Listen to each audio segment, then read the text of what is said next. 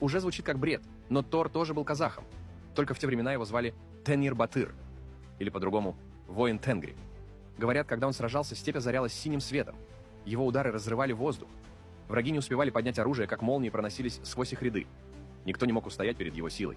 Его молот разбивал доспехи, а земля дрожала от ударов.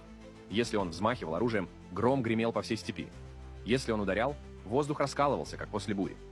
Если он шел в бой, никто не смел встать на его пути. Но никто не знал, откуда он появился. Говорят, в степи упал метеорит. Люди нашли не камень, а мужчину.